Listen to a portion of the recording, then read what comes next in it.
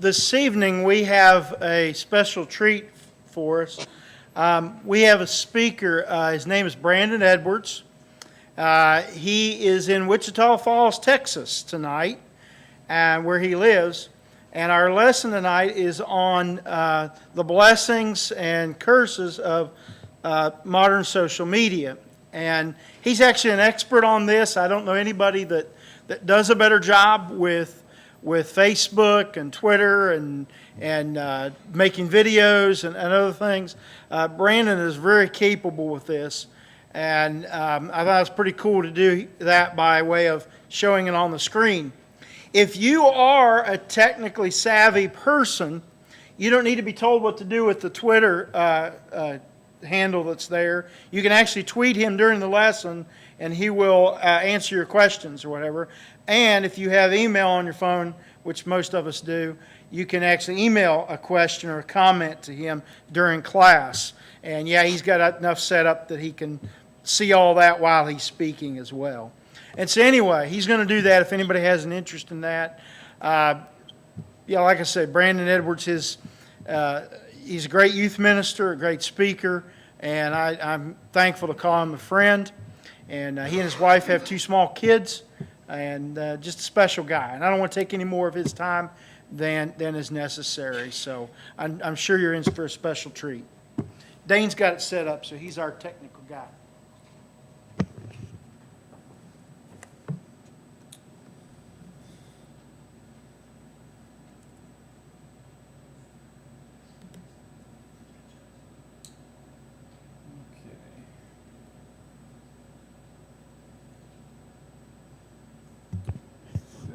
Make sure we can hear you.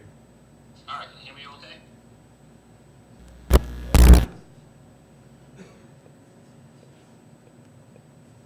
Test 1, 2. Can you hear me? Kevin, the far right knob, right above the right slider, twist it up about 2 notches. Let's try again. Can you hear me now? Yeah. All right. It's good to see everybody there tonight. If you can hear me, wave your hand. All right. This is awesome. So I was asked earlier how many times I've done something like this, and I've actually done this a few times, but this is the first time I've ever done it in English. Typically, a lot of my social media studies and studies in general, especially online, are all done with some of the underground churches in China and some of the churches I work with in Italy and a couple other places. So this is a unique treat for me to be able to actually speak in English. I'm going to enjoy this quite a bit. So I definitely want to hear your questions and your thoughts. I'm kind of make this as much an open discussion as possible, because I know when we're dealing with things like social media, people have a lot of questions, and they're sometimes very specific questions. And if I can help in any way, I'm more than happy to do that. Just to share with y'all real quick, I appreciate the introduction. I'm highly overrated. That's what I tell people all the time. I really am. I'm just blessed to get out of God's way long enough at times where He can do some pretty neat things. And I'm a millennial. And how many of you does that word mean absolutely nothing? Let's see, raise your hand if it means nothing. If you know millennials and you think probably not that great about them in general, raise your hand. Exactly. There we go. We got some honest people. That's okay. I'm a millennial, and I'm at the older end of the millennials, which means I'm culturally confused. What it really means is that I'm trapped in 2 worlds, especially when it comes to technology and social media, and also what a lot of you would consider the real world, where you talk to individual people every day. And that's an odd place to be trapped, especially as a youth minister. In youth ministry today, there's just so much that you have to be careful of, and so much you have to watch out for when it comes to social media and things of the like. But I kind of wanted to start off tonight just to tell you just a little bit about how I got to the point where I'm at as we dive into this topic. I moved overseas. In fact, I grew up overseas, spent most of my life in Florence, Italy. My father ran Harding University's overseas programs, and so I grew up on the mission field. And I remember the days when you used to have to make those long-distance phone calls, and it was like $45 for 3 minutes. I remember my mom, all of us being so far away from my grandparents and not being able to communicate with them consistently. We came home maybe every 3 years, back to the States to visit, and it was really hard to keep connections with people. It was a true struggle, and I remember my mom really struggling as a child, her sitting on the phone and just crying just because she missed her family, and there just wasn't a lot of everyday interaction. I grew up in Italy before even the fall of the wall, and so I remember how even Europe changed after that, and suddenly we were seeing this influx of people, and the world changed so drastically, not just in 1989, but in the mid 90s with the advent of the internet, and then going forward into 2000s and social media and the things that are coming today, that the world has changed very quickly. And for those, if we're honest, those in an older generation, it's changed sometimes a little bit too fast. And it's been overwhelming for many to try to keep up with all the current trends and the new things when it comes to technology and social media specifically. Having said all that and grown up over there, I was kind of on the forefront of the use of especially things like Facebook and Twitter, mainly because I found myself working in China. When I graduated college, I moved to work with the underground churches in China, and I was there for about 3 years. And while I was over there, I missed my family. I'm one of 6 kids, very close-knit family.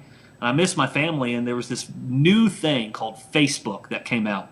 And it was such a modern thing. And I remember, and I'm not sure how earlier on I was, I think I was in the first month when it was open, I joined, just to be able to connect to my parents and to my sister, my siblings, people of that nature, to be able to communicate with them. And in fact, if I were to take a show of hands, how many of you are on Facebook? Okay, a good amount of you. How many of you are on Twitter? A couple of you, good. How about Instagram? Let's go with Pinterest. This is usually where a lot of the ladies raise their hands. Pinterest, usually that's the one that shoots up real quick. How about LinkedIn? How many of I am throwing out words you've never heard before? Exactly. Okay, I can tell you this. Your Snapchat, you name it, there's about 1,000 different ones, and it feels like there's a new one coming out every day. It's easy to get overwhelmed by it. I began by using it truly to connect with people. That was really what social media was designed to do. It was designed to connect with people you wouldn't see on an everyday basis. Problem with that is that it's kind of evolved, and now it's given us an ability to never really even have to leave our homes. We can talk to people without ever leaving the comfort of our chair. I can come to you tonight from Wichita Falls, Texas, and be able to speak with you without actually leaving the state. It's a pretty neat technology when you actually think about it. It allows us to connect in ways that the world has never been able to connect before. And so let me start off by saying this. I believe that Paul would have been on Twitter. And if you know anything about Twitter, you know that it has the 140 character limit, which means you can only type 140 characters at a time. I'm telling you, that would have driven Paul crazy, because the guy liked to write. He liked to write a lot. So that would have driven him crazy, but I believe that he would have taken any avenue available to him to spread the gospel into all the world. I truly do believe that. I believe Peter would have been the webmaster of the church website at Jerusalem had he had the ability to do such a thing. I believe that all of them would have used the mediums that were available to them to connect. How many of you, and this is the best way I can do this to be able to look at you, how many of you have a negative thought when you think social media? Okay? And that's honest, and that's absolutely fine. How many of you have dropped out of a social media account because of negativity or things of that nature? How many of you have wanted to quit politics altogether just because of the news feeds on some of these things? It makes me want to hurt people. Let's just be honest about it. It's quite annoying. It's quite frustrating. But let me tell you some of the neat parts, because I could spend all day telling you about the negatives, and we'll get into some of those. But I really want to start off giving you the reasons, one of the neat reasons that I have. So this past summer, I got an opportunity to head to Belize, and then the summer before, I took about 19 teenagers with me. We went to work in China. Now, some of you may question the sanity of some of the parents who sent their teenagers with me to China, but these were the teenagers. They didn't want to come back, so it was fine with them. So we had an opportunity to go and serve in China together, and it truly was a wonderful thing. But we arrived in the city called Zigong, China, and Zigong, I'd never been there before. I just knew that we had a care center there that we wanted to go and work with, and they invited us to come and work there, and so we went there. So I just got on Twitter and Facebook, and both of which are banned in China. And so I just got on there and said, hey, I'm in Zhejiang, China. If there's any Christians out there, I'd love to meet up with you. Within about 10 minutes, I had about 15 to 20 different replies. Now, again, I just told you Facebook and Twitter are banned in China. But you see, Christians have this thing and these skills from a misspent youth in hacking around Chinese government servers. They're actually really good at it. And so they found us through social media. And we got a message from this house church that said, would you mind coming to preach for us? Now, I didn't know anything about this church. I didn't know the background. I didn't know anything. But anytime I get an invitation to come and speak, I always tell them, sure, I'll be glad to, because guess what? Message ain't going to change. It's going to be the same message no matter where I go. So I went there, and I found a small house church of about 40 Christians that had met there. For 15 years, they didn't have a preacher. They were established 15 years before by a missionary that came through. He didn't know anything. They didn't have any traditions or anything that we would not have been okay with in any way, because he only stuck around for a year before he left and went home, and all he left him with was the Bible. And the scriptures are a powerful guide when it comes to worship and the things that we saw. So I found a church that was begging for spiritual teaching. And I found it through social media. All I did was reach out to the people around me and say, what do you need? 9.5 hours of preaching later, they wouldn't let me quit. They wanted more and more every second. They wanted to dive into everything we possibly could get into in one day. And so for 9.5 hours, I preached to them, and then we went and ate dinner, and that's been another 3 hours of basically preaching one-on-one with individuals. And so 14 hours after we began, we left with this small church family of about 40 members who had just been able to receive teaching for the first time truly in 15 years. And it was an amazing thing, and all of it was because of Facebook and Twitter. A lot of times, like I said, these things get a bad rap, but I think it's because we're not very good at using them in the right ways. That we have allowed the world to influence us so much on how we use them and how other people use them that we've actually lost the joy in connecting with both seekers and those that are lost. So I want to give you a couple of things real quick that might help you out here on how Christians should not use social media. So I've got 4 things I want to share with you on how Christians should not use social media. Let me start off with saying this is the first one. Don't ever use social media for personal self-glorification. I am sad to say I know a lot of people, even Christians, who seem to be doing a lot of that, who seem to be making it a lot about them, about what they like. Now, you can use your social media accounts for your life. I share pictures of my son and my daughter because they're like the cutest things ever. And so I share that because my mom and my grandmother and others are on social media and they enjoy seeing those photos. I do that also to connect with people all over the world. But what I'm talking about self-glorification is people who constantly seem to be promoting themselves, promoting all the things that they do and that their opinions are better than everybody else. And I'm telling you, that doesn't help anybody. And if you look at 1 Corinthians 10:31, that's where you're going to find a healthy dose of we need to stop the name calling, stop trying to make a name for yourself, stop trying to do all the things that give the black eye to both Christians and the church.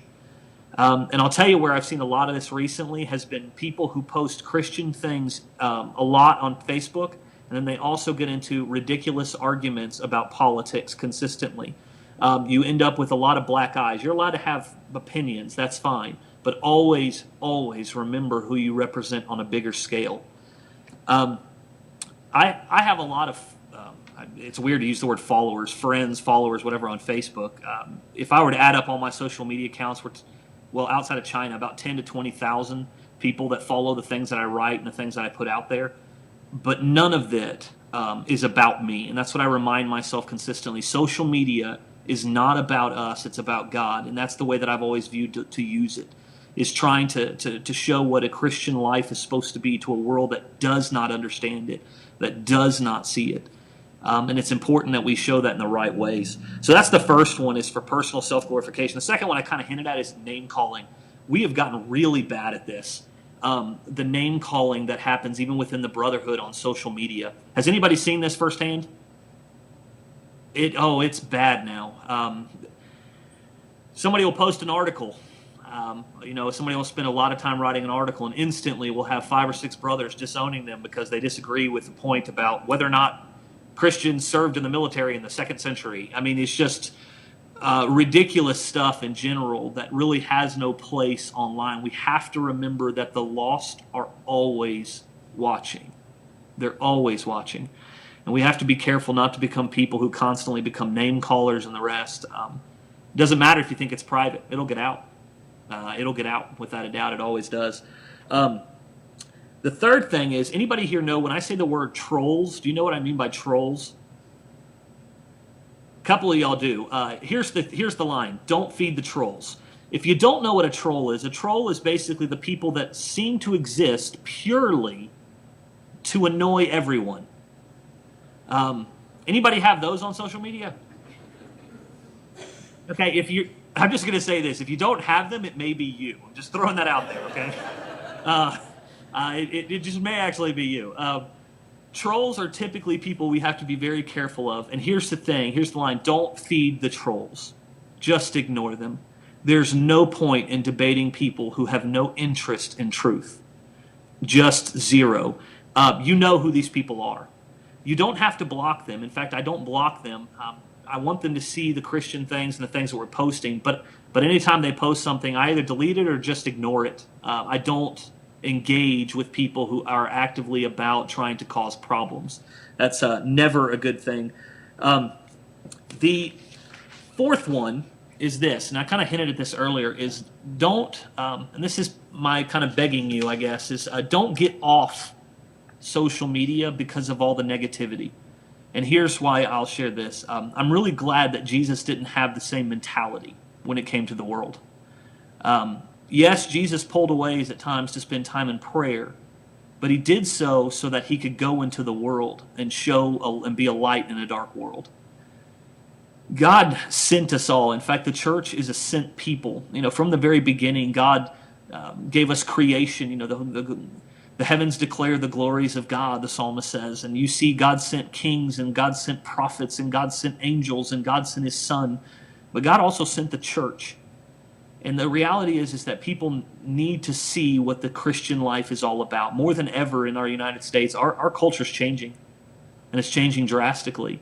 And a lot of it has become because we have started to distance ourselves from being lights in the dark world. Instead, we tend to bring our light together with those like us, but don't spend a whole lot of time with those that are lost.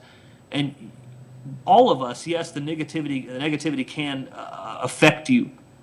But at the same time, if you are filled with the joy that comes in knowing Christ, then it shouldn't overwhelm you. It should be something that you can withstand so that others might come to know Christ. Let me give you an example. I had an elder that I worked with when I worked in Northeast Atlanta, wonderful man, and he and I had this discussion one time about social media usage, and he finally said, "Okay, I'm going to get back on social media. I'm going to see. I was tired of it. I'm going to get back on there and see what happens." And so he did. And he got into a conversation one day with a man who found us through our website, and the man started studying, and so he contacted him because his name was on the website as one of the elders. And so he contacted him through Facebook. They got into a discussion. And then I ended up with the oddest phone call in the history of mankind. I got a call at about 2 o'clock in the afternoon at the church office. And somebody called and said, "Hey, by the way, this person wants to be baptized. Could you talk to them?" And I said, "Sure."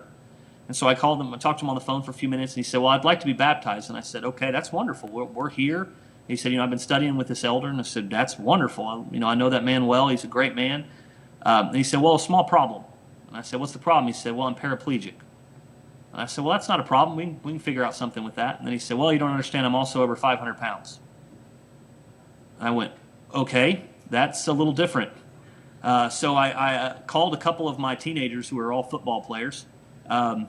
And through a Bible study that happened from Facebook, from a website, through a Bible study that came about through social media, this man was baptized into Christ, and all of it because simply we put information out there and an elder made himself available to those who had questions. It's not all about the people who are all going to go after you nonstop. It's about the seekers. It's about the one. And so many of us take ourselves away from social media because of the negativity. And it's a lot like what we see happening on the Mount of Transfiguration when you see Jesus go up top and he's up there and the disciples are up there with him. The three of them were up there and they took around, and the second they see Jesus and he's like a light and it's beautiful and it's white and they're away from the world and everything's great. And, and Moses and Elisha are there and everybody's excited. And in fact, their first response is, can we just stay here?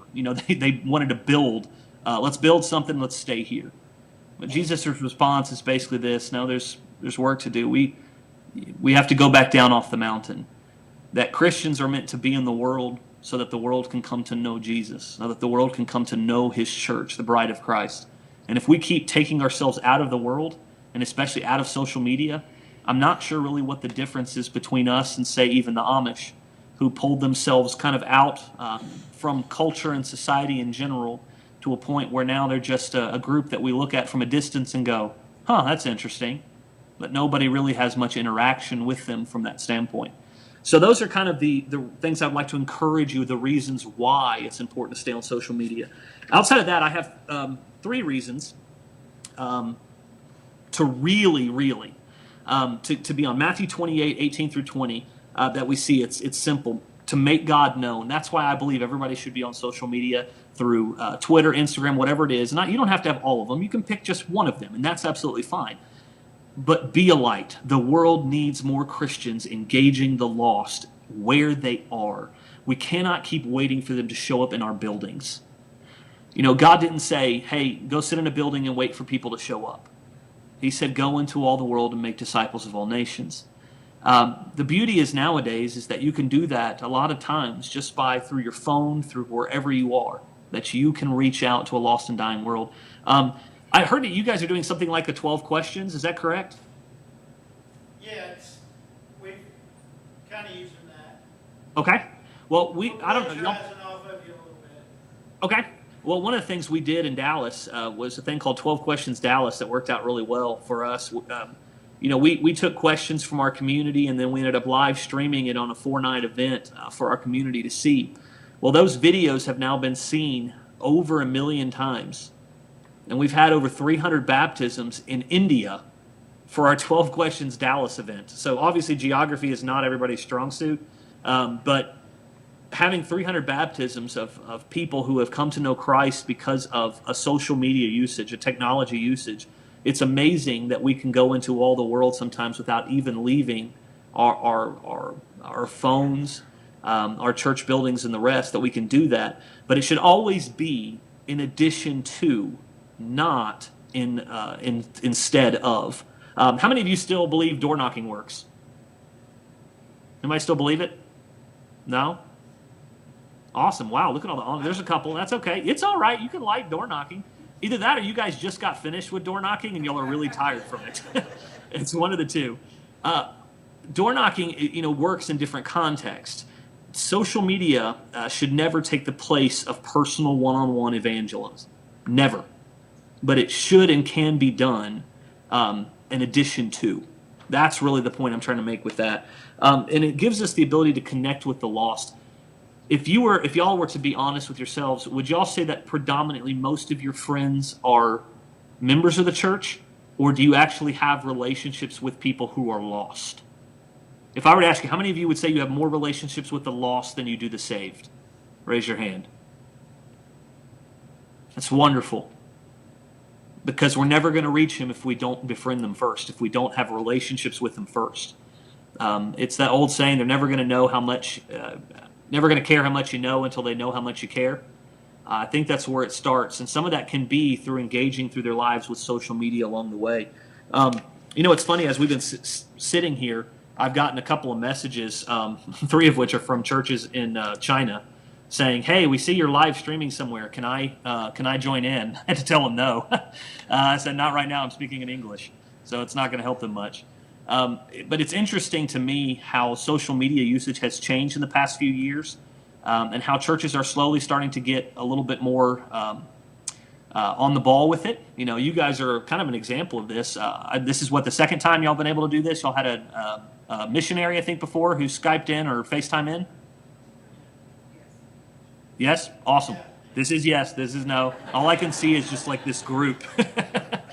I'm staring at a really small phone here, trying to make out all of you guys' faces. So, but it's neat to see churches that have started to grasp social media and the use of technology to evangelize. Now there are some pitfalls. There are some pitfalls to social media, and I want us to all be careful with this. They can become addictive, very much so. Social media is a lot like money. It all depends on how you use it. It can be a great thing or it can be a bad thing. And some people get to a point where it becomes everything that they do. The first thing they do every morning is check their phone. The first thing they do every night. Teenagers get blamed for this a lot, don't they? Always have their face in a phone. And that's why I'm a big believer in using technology, because that's how I get their attention, is I start showing up where they are. And when you show up where they are, then they'll start noticing, hey, there's more to life than just this phone, that there's things out there. So I've got a couple of questions that have come in, so I'm going to kind of take those and I'm going to kind of roll from there. I have one that came in and says, how much time should a Christian spend on social media per week? That is a great question, and the answer is I don't know. But I can tell you this. I have over 30 different accounts in 3 different languages. It's impossible for me. I would never have any time to spend in actual ministry if all I did was try to keep up with those. So let me tell you what I use. There's a thing called Buffer.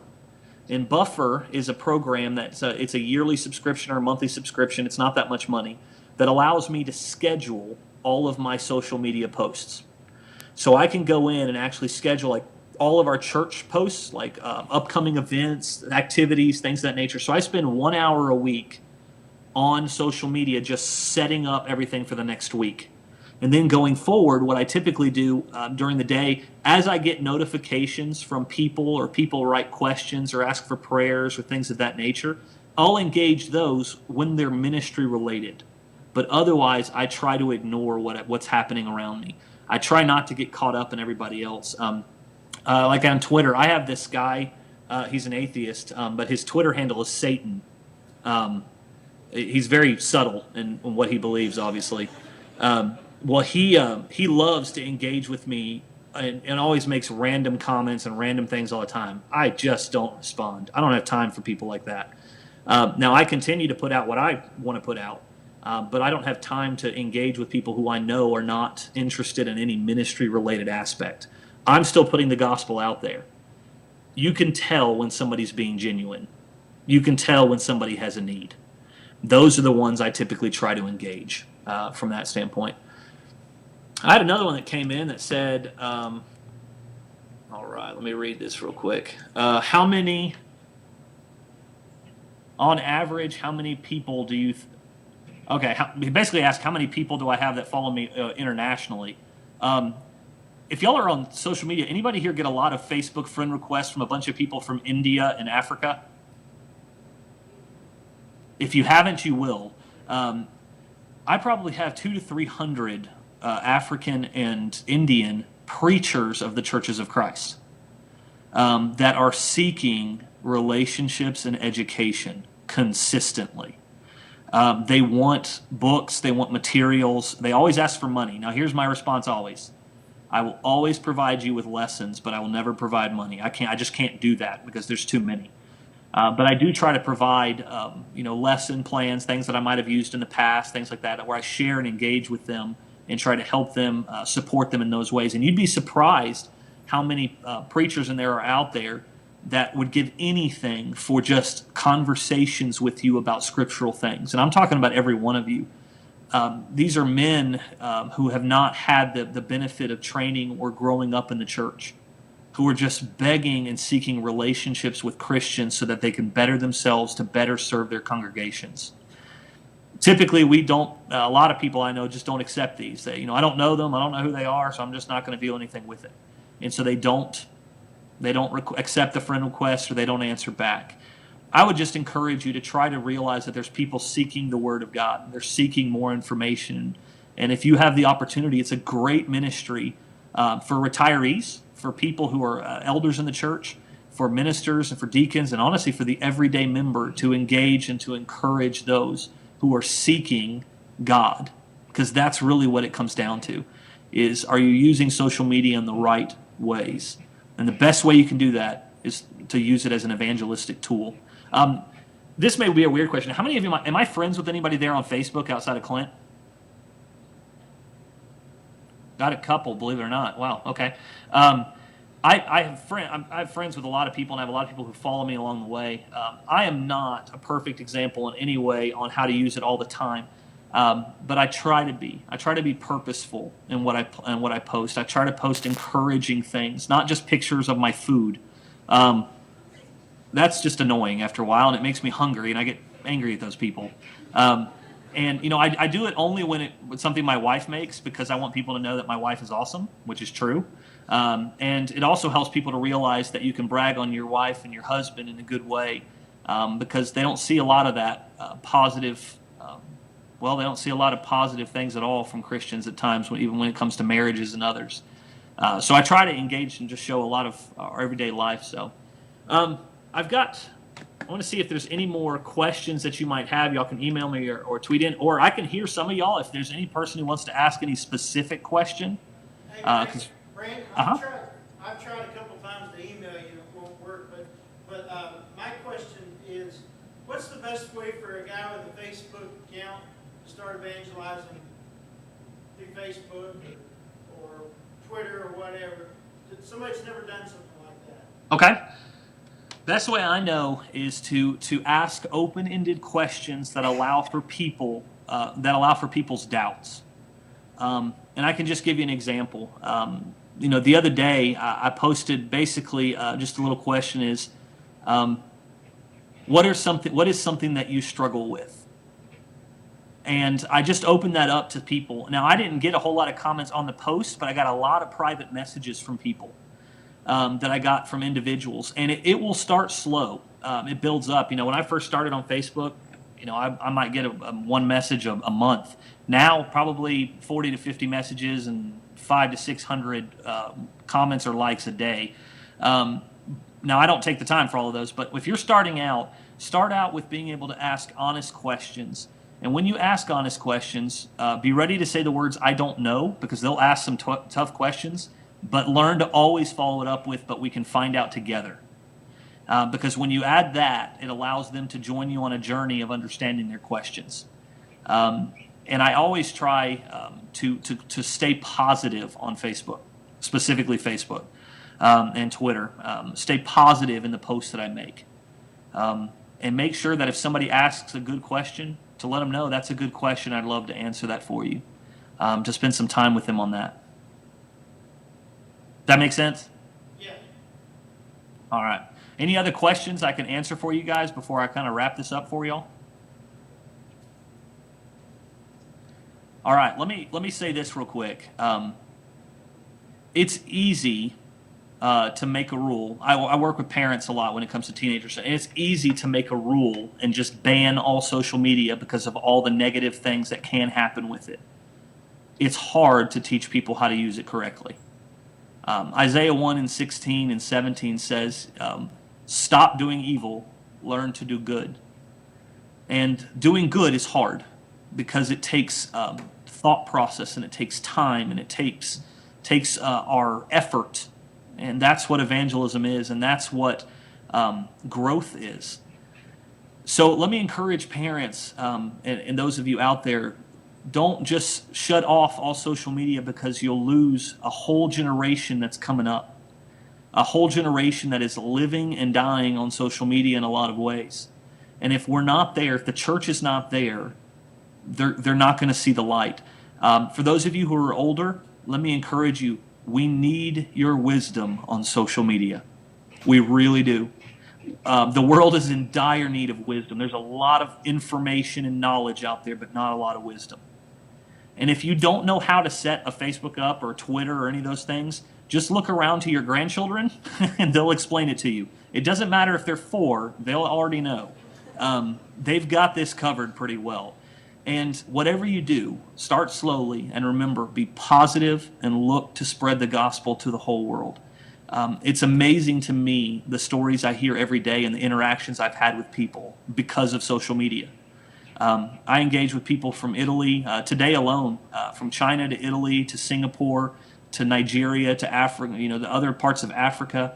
to the church in Belize that we worked with this summer, through Twitter, through videography, through things of that nature. It's amazing to me how often I'm able to interact with people, Christians around the world, who are both needing support and also those that are lost that want information. Where to find the local Church of Christ, where to be able to reach out and learn more about God. And it's sharing a Word document of a Bible study. It's amazing how I've seen people come to know Christ through something like that. You guys have the ability to reach the whole entire known world from where you're at. But it starts with learning to do good and going to where the lost are. Do y'all know how many people are on Facebook currently? This is one of my favorite stats. 900 million people. If Facebook were a country, it would be the third largest country in the world behind India and China. Then you add in Twitter, and you add in Instagram, and you add in a couple other, Snapchat and the rest, you're talking about 2 billion people total that you can reach with the gospel by sharing on social media the Christian message, your life, and showing them what a Christian life looks like. It's amazing to me what can be done. And that's why I believe Paul and all the rest would have been on social media, because they would have looked at it and gone, I can reach how many? Well, my job is to go on into all the world, and I can go on to the world right here, right where I'm at. And so I'll throw this out. Y'all are welcome to come and I'd love for you guys to friend me on Facebook, on Twitter. I'd love to follow up with y'all, any questions that you might have personally. You can also go and see, we have a media company that does films and videos for Christians and others that we try to use to evangelize to the lost. It's called Hidden Bridge Media. We believe that media in general is kind of a hidden bridge that the church hasn't really noticed yet to reach the lost, and so it's called Hidden Bridge Media. And you can go to hiddenbridgemedia.org, and we'll love to interact with you guys. We've got a lot of social media information on there. And if I can be of any service at all, I'd be more than happy to.